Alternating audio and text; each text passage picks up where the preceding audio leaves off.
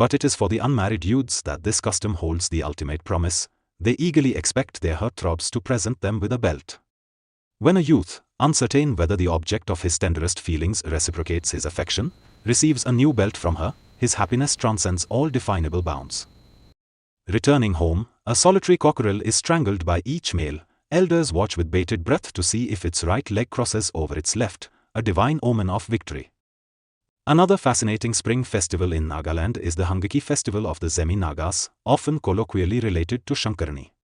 Curiously, it coincides with the Mahashivratri of the Hindus, and it is mostly observed by unmarried boys and girls. Quite in keeping with the easygoing lifestyle associated with Lord Shiva and his followers, the Angami boys and girls launch into an eating, drinking, smoking, singing, and dancing spree that lasts for several days.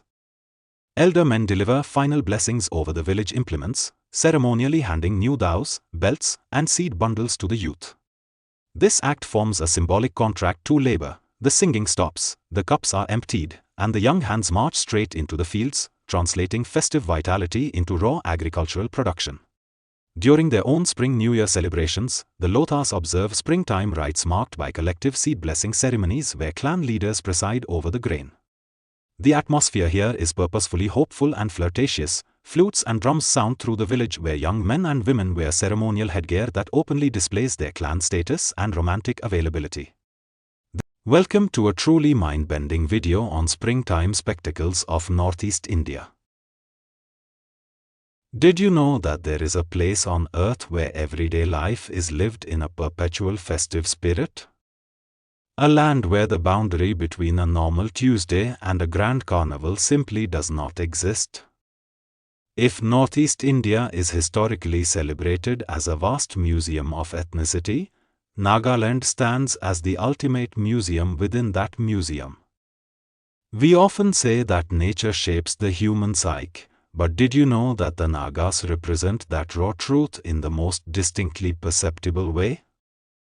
They are the ultimate denizens of nature's kingdom, displaying humanity's most original instincts just as unguardedly in their daily routines as they do during their legendary festivities. This easy blend of daily life and celebratory joy is true across many ethnic groups in the region, but it is uniquely, unforgettably true of the Nagas. Nagaland is a colorful mosaic of ethnocultural diversity that has been cemented over centuries into an awe-inspiring monolith.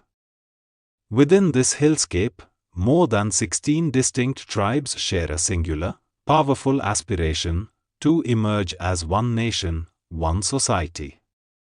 Have you ever wondered how such fiercely independent communities unite? It happens through deeply shared institutions.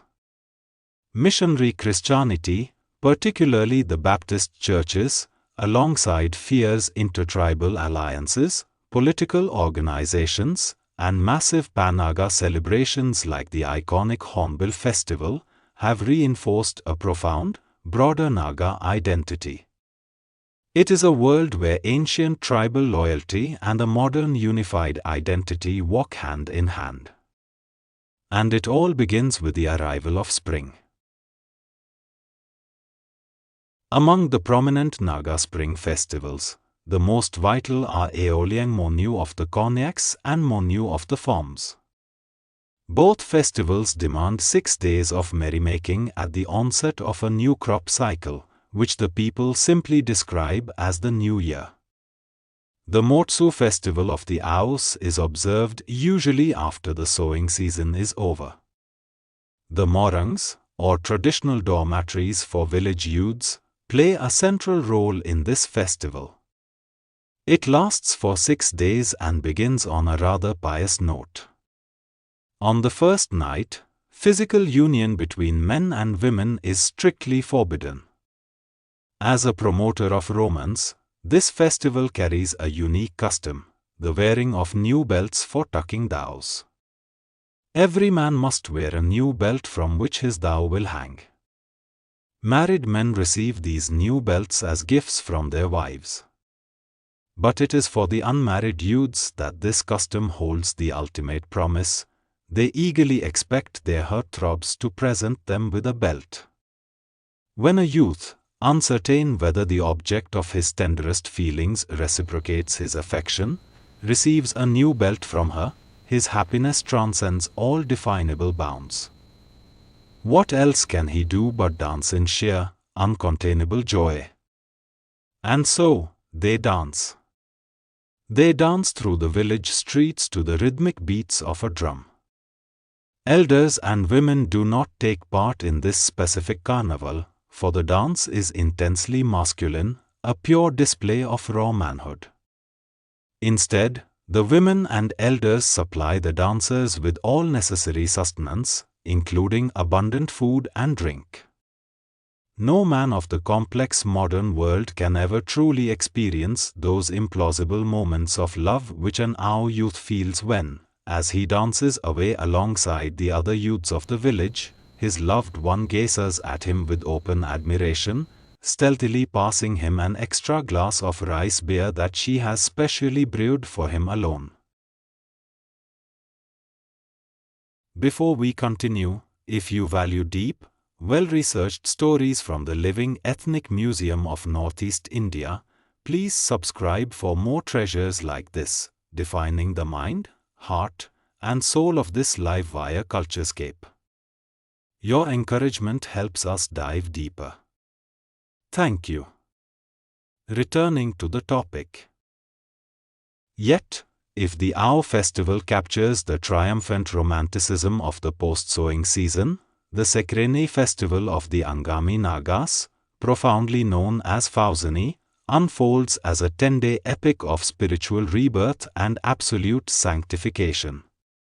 Falling in the chill of February, it marks an exquisite threshold where the human soul must be thoroughly cleansed before the earth is split for the new seed. The festival breathes to life on the morning of Kiji, when the matriarch reverently places drops of Dzumho, the pristine, first-drawn rice water, upon the central wooden pillars of the home, whispering invocations for bumper harvests. As night falls, pure bachelor youths descend to the communal well, scrubbing it clean of the past year's dust, before drawing bamboo barriers across its mouth to guard the water from any ordinary hand. Before dawn, the menfolk file down in the dark to perform Dzuseva, the ritualistic touching of the sleeping water. Cloaked in two unblemished shawls, the white mahoshu and the black lohe, each man sprinkles the icy water over his body, castigating the misfortunes of yesteryear. Returning home, a solitary cockerel is strangled by each male. Elders watch with bated breath to see if its right leg crosses over its left, a divine omen of victory. Once these solemn boundaries are satisfied, the atmosphere transforms under the banner of Thekra High, where village youths gather in radiant peer groups to feast, test their physical prowess through spear throwing, and exchange intricate, handmade necklaces as tokens of loyalty. For 10 days, an absolute penyu or sacred abstinence is declared. Every tool is laid down, the Angami stands entirely renewed. This dual undertone of romantic courtship and structural community discipline echoes vibrantly across other tribal landscapes. During their own Spring New Year celebrations, the Lothas observe springtime rites marked by collective seed blessing ceremonies where clan leaders preside over the grain. The atmosphere here is purposefully hopeful and flirtatious. Flutes and drums sound through the village where young men and women wear ceremonial headgear that openly displays their clan status and romantic availability. They pair off in slow, rhythmic dances that are equal parts romantic courtship and village tradition. Similarly, the Sumi Nagas initiate the agricultural cycle through Tuluni, a festival dedicated entirely to celebrating the fertility of both the land and its people. Here, the Morung structures coordinate competitive sports among the village peers alongside dramatic dances that pantomime planting and harvest themes. Massive community feasts rely on the strategic sharing of meat and rice beer, satisfying the local spirits with offerings to secure a bountiful crop. Among the Pochuri and Rengma communities, the Chalo festival serves a parallel purpose, blending physical vitality with historical preservation. While young men demonstrate martial agility through display wrestling, women host targeted feasts, presenting weapons and food to warriors as explicit marks of affection. Around massive communal bonfires, elders recount oral clan histories and heroic deeds, using ancestral memory to directly inspire the grueling labor of the clearing fields. As the festive season reaches its peak, local variations such as Naknulem among the Kiamniungans and related spring observances among the Tangkuls introduce distinct kinship features. These local variants place a heavy, definitive focus on family visits and the reinforcing of maternal ties, much like the Mu festival, where the exchange of custom food specialties and jests underscores clan-level identity. Ultimately, all this raucous celebration must contract into solemn duty. This sharp, cinematic transition is captured perfectly in the Moma and Nazu-like pre-planting rites observed across various villages. These are short, intense periods designed to explicitly close the holiday season. The tone shifts from festive abandon to quiet, formal gravity. Elder men deliver final blessings over the village implements, ceremonially handing new daos, belts, and seed bundles to the youth. This act forms a symbolic contract to labor. The singing stops, the cups are emptied, and the young hands march straight into the fields, translating festive vitality into raw agricultural production.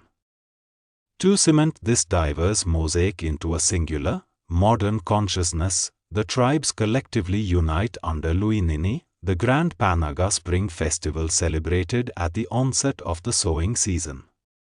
Functioning as a cultural new year, it brings scattered communities together into a centralized showcase of intertribal harmony. Here, the sacred meets the secular. While formal invocations bless the seeds of all tribes simultaneously, the public spaces erupt with handicraft displays, youth competitions, and traditional attire adorned with distinct woven insignia. It is the ultimate manifestation of the Naga ethos, a celebration that uses traditional rituals to preserve local tribal identities while flawlessly asserting their unity as one single, modern people. Another fascinating spring festival in Nagaland is the Angami festival of the Angami Nagas, often colloquially related to Sekrenyi. Curiously, it coincides with the Mahashivratri of the Hindus, and it is mostly observed by unmarried boys and girls.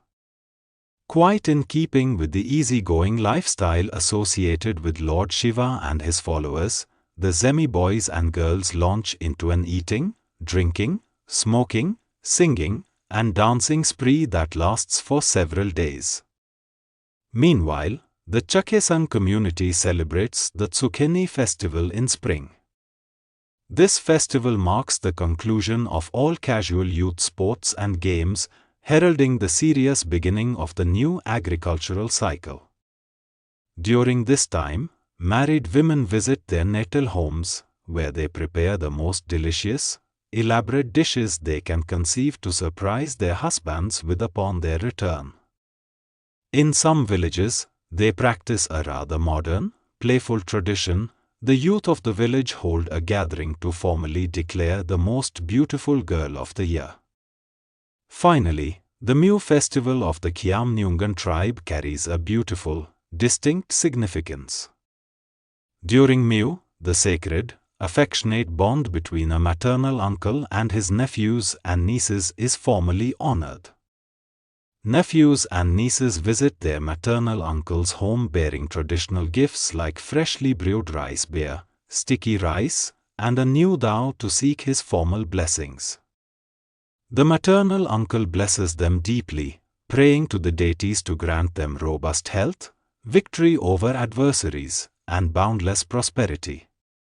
Fortified by their uncle's blessings, they finally step into the fields to begin the grueling work of cultivating the soil. The festival thus marks a solemn resolve to end the season of merrymaking and focus entirely on farm work until a rich harvest is secured.